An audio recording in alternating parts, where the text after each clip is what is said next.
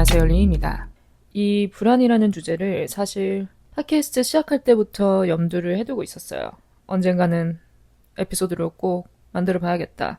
그래서 항상 저의 노션 페이지 한 부분에 자리 잡혀 있었죠. 근데 그렇다고 시작하자마자 팟캐스트를 이제 막 시작하는 그런 초기 단계부터 이런 얘기를 다루기에는 다소 무게가 있기 때문에 보류를 해왔습니다. 사람은 저마다 다 크고 작은 불안감을 안고 살아갑니다.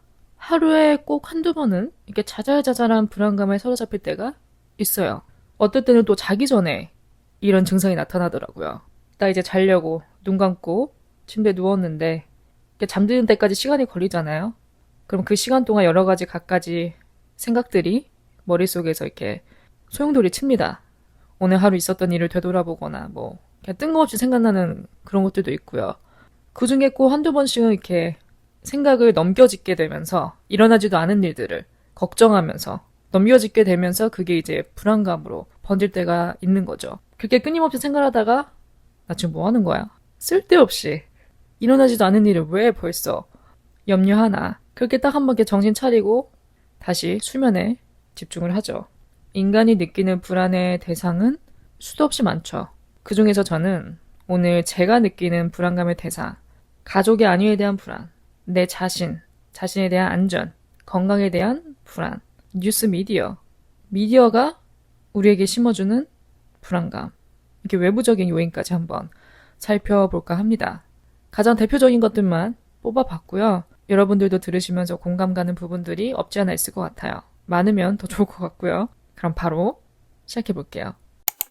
가족에 대한 걱정, 가족의 안위에 대한 불안감은 뭐 아이, 성인 상관없이 누구나 가지게 됩니다. 자연스러운 거예요. 다 누구나 부모님 걱정 하잖아요. 가족 걱정. 제가 어렸을 때 느꼈던 불안감 몇 가지를 한번 털어놓자면, 예를 들어 뭐 아빠가 집에 늦게 들어오실 때, 전화를 안 받을 때, 저 같은 경우는 이제 어렸을 때 조부모님하고 같이 살아왔기 때문에 할아버지께서 이제 일 끝나고 회식한다고 하고 늦게 들어오실 때 그때마다 불안하더라고요. 그 어린 나이에도 불안감을 느꼈어요. 저는 이제 잔다고 하고 방에 들어가서 누워도 잠이 안 오는 거예요. 할아버지가 안 왔으니까. 그래서 그냥 눈만 감고 있었습니다. 눈은 감고 있으면서도 이 청각은 저 방문 너머 현관 쪽으로 크게 확대돼 있었죠. 그러다가 이제 도어락 눌리는 소리가 들리면 다행이다.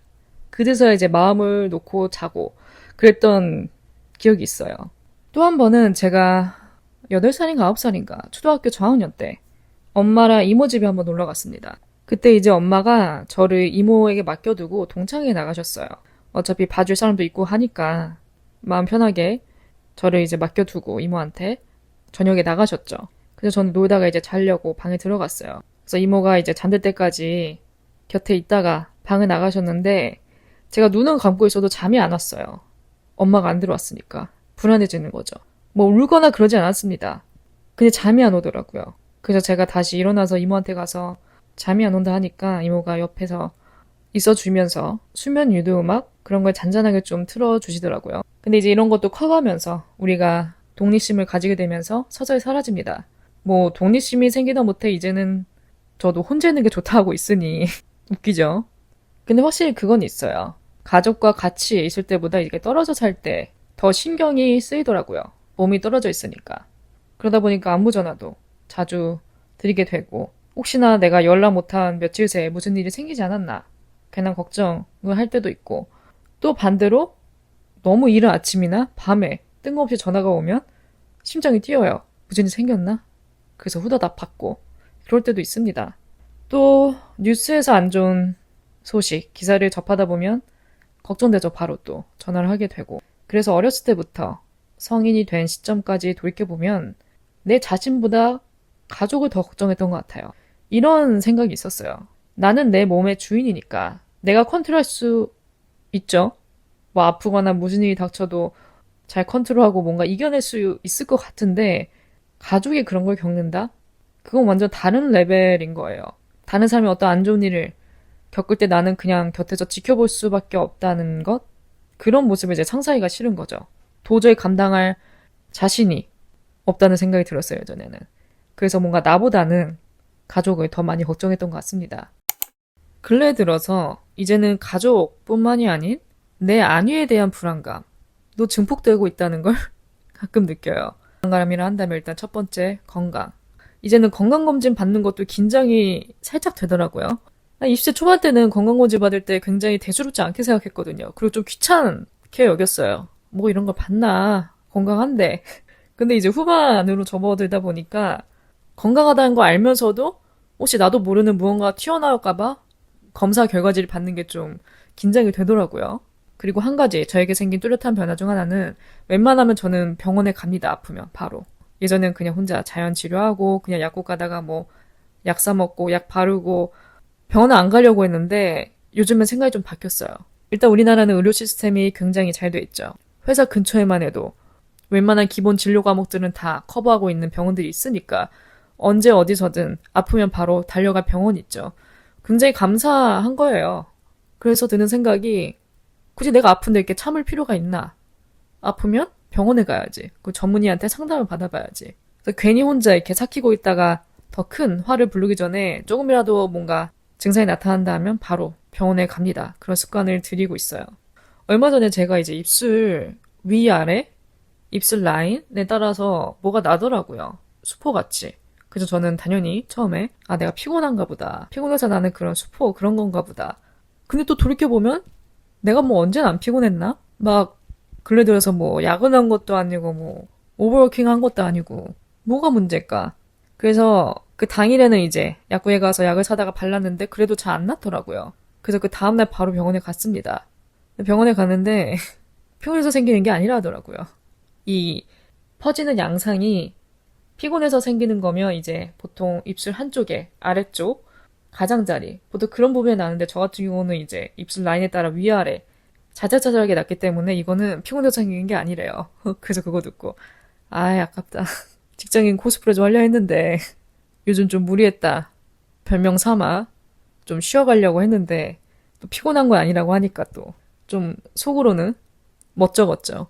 어쨌든 의사 선생님 소견으로는 음식에서 온 알러지 반응이거나 화장품으로 인한 알러지 반응이라 하더라고요. 뭐 어쨌든 그래서 약을 처방받고 바르려고 하다 보니까 이틀 안에 다 없어지더라고요. 그 다음은 일상에서 생기는 자잘자잘한 불안감들. 특히 이런저런 사고에 대한 불안감. 요즘 길거리 다닐 때도 굉장히 정신 차리고 다니려고 합니다. 횡단보도 건널 때도 초록불 바뀌고 나서 바로 뛰쳐나가는 게 아니라 한 2, 3초 좀 기다렸다가 건너거나 절대 길 다닐 때 핸드폰 들여다보지 않는 거. 이거 굉장히 중요합니다, 여러분. 생각보다 이런 분들이 많더라고요. 가끔 길 가다가 이제 둘러보면. 제가 이 핸드폰 때문에 넘어진 분을 한번 목격을 했어요. 예전에. 버스를 타고 가다가 이제 내리려고 문 쪽에 이렇게 서 있다가 제 옆에 다른 분들이 이렇게 내리시길래 전 좀 기다렸죠.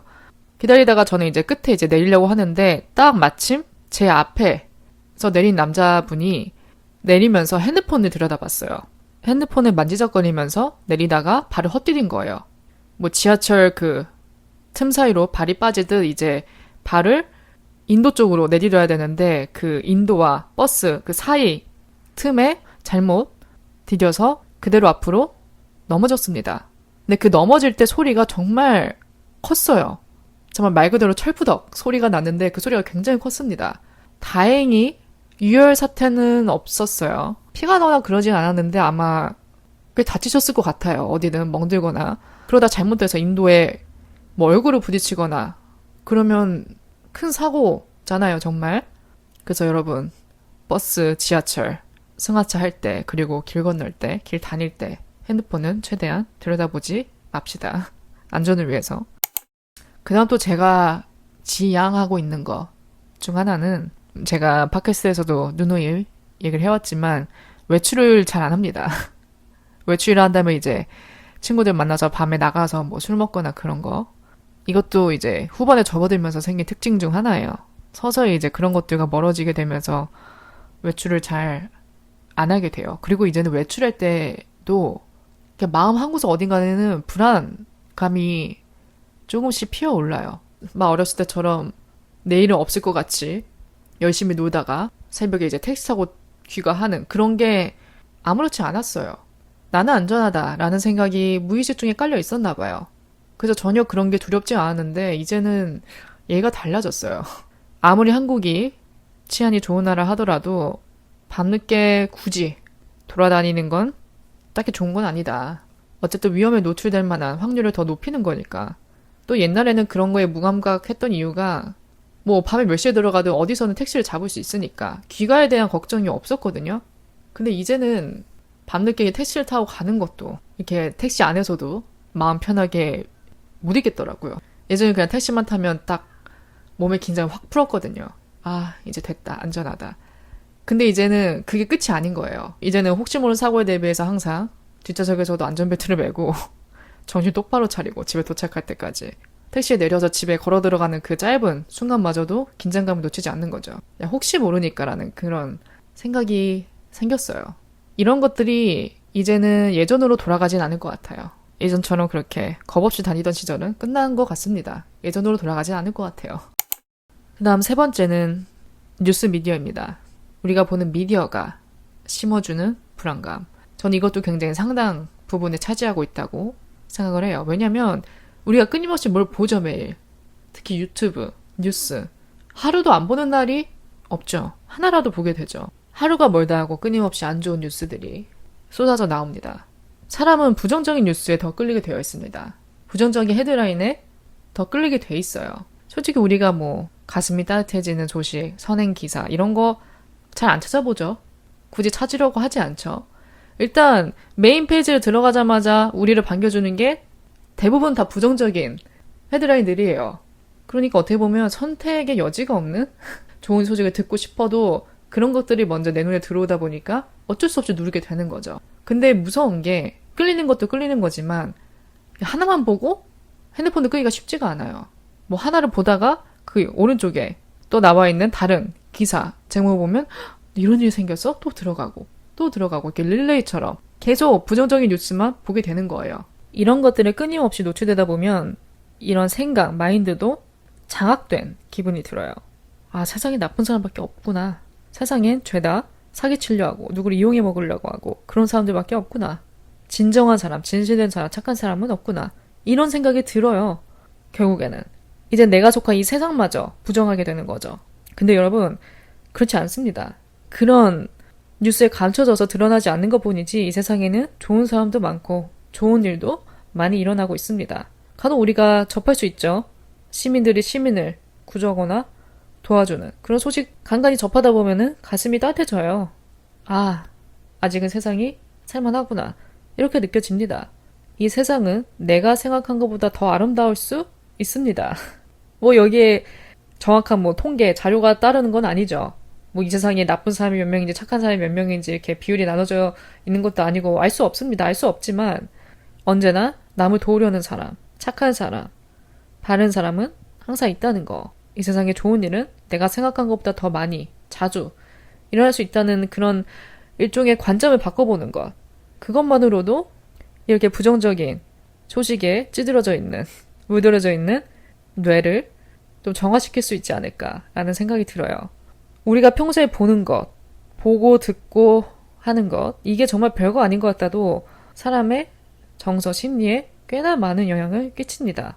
저는 보고 듣는 게 곧 말하는 것이라고 생각하거든요. 내가 어떤 컨텐츠를 소비한다 하더라도 어떤 종류의 컨텐츠를 보느냐, 그거에 따라서 나 이런 가치관이 바뀌기 때문에 그냥 재미삼아 정말 아무거나 무분별하게 보는 그런 것도 좀 컨트롤할 필요가 있다는 거죠. 이 불안감의 특징이 그거 같아요. 우리가 한 번쯤은 머릿속에서 다들 이런저런 상상하잖아요. 그런 것들 대부분 이제 불안감에서 오죠. 닥치지 않은 일임에도 불구하고 뭔가 잘못되는 상상, 사고가 나는 상상, 그런 확률이 적은 케이스임에도 불구하고 혹시 뭐 그런 일이 생기면 어떡하지? 저런 일이 생기면 어떡하지? 이런 상상을 하기 마련이죠. 이렇게 혼자 머릿속으로만 상상을 할 때는 실컷 상상하다가 이렇게 끝맺어요, 보통. 에이, 설마. 그런 일이 일어나겠어. 에이, 설마. 근데 이 설마가 실제 현실이 됐을 때, 실제 현실이 된 사례를 접했을 때, 그때 이제 이 불안감의 실체에 대한 그 무게가 달라지는 거죠. 느끼는 무게가. 설마라는 말도 이제 함부로 못하겠는 거예요. 설마가 사람 잡듯이 이 세상에 정말 예상할 수 없는, 어떻게 뭐 과학적으로 이런저런 타당한 원인들을 다 갖다 붙여서 딱 맞아떨어지게 설명될 만한 그런 일들만 일어나지 않으니까. 기상천외한 일들이 일어나니까 마냥 남의 일이다. 이렇게만 치부할 수 없는 거죠. 그런 데서 오는 불안감도 없지 않아 있습니다. 예를 들어 전쟁 같은 거. 21세기에 상상이나 했을까요, 누가? 2020년대에 와서. 그런 불안감들이 이제 현실이 될까 하는 두려움에서 더욱 증폭이 되는 거죠. 그럼 마지막은 불안감을 이겨내는 법을 한번 정리를 해보고 싶어요. 보통 이런 불안감은 혼자 있을 때 많이 생기는 편입니다. 예전 같은 경우는 그냥 이런 걸 좀 잊으려고 오히려 이런저런 불안감을 느낄 때마다 그에 반대되는 행동, 뭐 예를 들어 애써 기분을 좀 업시키려고 신나는 음악을 듣는다던가 웃긴 영상을 본다던가 강압적인 부분이 없지 않아 있었죠. 근데 요즘 들어서 바뀐 생각이 이런 불안감은 오히려 정면 돌파하는 게 더 효과가 있을 것 같더라고요. 일단은 내가 이런 불안감을 느낀다고 해서 내 자신을 너무 질책하거나 계속 나 자신을 탓하는 건 좋지 않습니다. 더 깊은 수렁에 빠질 수가 있어요. 이 불안감이라는 게 결코 나쁜 것만으로 치부할 수 없는 게 적절한 불안감은 일종의 방어기제를 만들어주는 역할을 합니다. 그러니까 내 자신을 보호하기 위해서 어떤 상황에 미리 대비하기 위한 그런 방어기제를 만드는 데 있어서 불안감은 어느 정도 유용하게 작용을 합니다. 그래서 저는 크고 작은 불안감이 들 때마다 나에게 불안감을 심어주는 대상이 뭔지 추적한 다음에 내가 최대한 좀 알아낼 수 있는 부분은 알아냅니다. 정보를 검색한다는 거죠. 아, 이런 일이 생길 수도 있겠구나. 그러니까 아예 무지한 것보다는 그래도 마음 한구석에 좀 염두에 두고 있는 게 만일의 상황을 대비할 수 있으니까. 그리고 또 불안감이 들 때는 정말 그 불안감이라는 키워드를 검색을 해볼 때도 있어요. 전문가의 의견을 좀 듣는 거죠. 이 불안감 실체, 근거가 있는 건지, 내가 뭐가 문제가 있는 거 아닌지 저는 모르니까 전문가의 의견을 구할 때도 있습니다. 그래서 관련된 뭐 책을 찾아본다던가 유튜브에 검색을 해서 전문가들 의견을 듣는다던가 아무래도 혼자 생각하고 혼자 판단 내리는 것보다는 좀 근거 있는 제시 자료를 접하면 이해하기가 쉽죠. 내 자신에 대해서도. 그래서 저는 이런 것들도 어떻게 보면 정면 돌파하는 방법 중 하나라고 생각을 해요. 두 번째는 하루하루 감사하기. 우리가 가지고 있는 대부분의 불안은 어떻게 보면 허상일 수 있습니다. 걱정하고 비슷해요. 이런 말 있죠. 우리가 하는 걱정의 80%는 일어나지 않는다고. 맞습니다. 그저 내가 일어나지도 않은 일을 머릿속에서 가상으로 시나리오를 그려내느라 거기서 나오는 걱정들이 결국은 불안을 초래하기 마련인데 어쨌든 결론은 일어나지 않았다는 거잖아요. 나 멀쩡하고 내 주변 멀쩡하고 아무 일 없고 건강하고 그럼 됐죠. 일단은 지금은 괜히 일어나지도 않은 일 가지고 지레 겁먹어서 주눅 들어 있기보다는 그냥 현재에 집중해보는 거예요. 지금 당장 이 현재 나는 어떤지 아무 일 없다. 된 거죠. 그럼 감사한 겁니다. 오늘 하루 무사히 잘 마쳤다. 그 자체가 감사인 거예요. 하루하루를 다시 태어나는 느낌으로 감사함을 느끼며 살아가는 거죠. 세 번째는 스스로 위험에 빠뜨리는 행동 안 하는 게 좋습니다. 뭔지 알잖아요, 우리는. 뭐가 우리 몸에 좋고 안 좋고 이런 액티비티는 위험하고 괜히 그런 걸 나서서 할 필요는 없어요. 뭐 누가 강요하는 것도 아니니까. 위험 요소가 강한 건 피하는 게 상책입니다. 네 번째는 아까 말씀드렸듯이 미디어를 좀 적절히 소비하는 거. 자기 통제력이 필요하죠. 자기가 조절해야 되는 부분입니다. 마지막은 본인만의 방법을 좀 찾아보는 거예요. 저 같은 경우는 어떻게 보면 팟캐스트 스크립트를 만드는 게 글을 쓰는 것과 동일하기 때문에 이렇게 제가 지금 말하고 있는 것만으로도 치유가 됩니다. 상당히. 또 이걸 제가 말하기 전에 대충 글로 썼을 거 아니에요? 쓰는 과정에서도 내가 어깨에 있는 짐을 좀 내려놓는 기분이 들어요. 뭐 유튜브, 구글 다 좋겠지만 또 팟캐스트 애청자시라면 팟캐스트에도 정말 유용한 자료들도 많고 또 전문가들도 많으니까 워낙 그런 키워드를 검색해서 전문가들이 내놓은 의견을 들어보거나 혹은 그냥 일반인이 털어놓는 그런 본인만의 스토리를 듣는 것만으로도 위로가 되거든요. 사람 일은 한치 앞을 모른다고 하죠. 또 알아도 딱히 좋을 것 같진 않아요. 내가 내 삶의 끝이 언제인지 알면 마음 편하게 살 수 있을까요? 그것도 딱히 좋은 시나리오는 아닌 것 같습니다. 근데 또 한치 앞을 모른다는 게 언제 어디서 무슨 일이 일어날지 모르는 거니까 어떻게 보면 매일 하루하루가 그런 변수들과 맞서 싸우는 거죠. 인생이 허무하다는 생각이 자주 들 수 있습니다. 도대체 무엇을 위해 사는 건가? 허무하다고 느낄 때마다 뭔가 내가 여태까지 해온 것들이 무슨 의미인지 그렇게 열심히 살아서 뭐 하는지, 어디다 써먹는지. 갑자기 그러니까 모든 게 다 부질없어지는 느낌이 들어요. 이 세상의 이치를 무엇으로 설명할 수 있을까요? 누구나 세상을 떠날 땐 후회하기 마련이에요. 아무리 100살까지 잘 살다 간다 해도 눈 감을 때 후회 안 할까요? 후회는 반드시 남습니다. 그렇기 때문에 살아있을 때 하고 싶은 거 다 해보는 거. 괜히 이런저런 넘겨짓는 생각들, 불안감 때문에 말도 못하고 혼자만 끙끙 앓고 하고 싶은 거 도전도 못 해보고 망설이고 그러고 간다면 그것도 후회예요. 하고 싶은 말 하고 주변 사람들한테 애정 표현도 하고 도전하고 싶은 거 괜히 망하면 어떡하지? 괜히 망설이다가 놓치지 말고 하고 싶은 건 도전해보는 거 결과에 상관없이 열심히 사는 거 좋지만 또 너무 갑박하게만 살지 말고 실천하면서 하고 싶은 거 실천하면서 살아가는 게 조금이나마 후회를 덜 남길 수 있는 방법이지 않을까 싶어요. 아무쪼록 오늘 내용이 여러분들에게 많은 공감을 사는 내용이 되었으면 좋겠고 여러분들도 관련 경험이 있거나 이런 불안감과 매일 맞서 싸우거나 본인만의 좀 이겨내는 팁? 그런 것들이 있다면 또 공유를 해주세요. 리뷰에 남겨주셔도 좋고 팟캐스트 DM으로 남겨주셔도 좋고 또 내용이 마음에 드셨다면 별 5개도 함께 남겨주시면 더더욱 좋을 것 같고요. 오늘 하루도 잘 마무리하시기 바라고요. 저는 또 다음 에피소드로 찾아뵙겠습니다.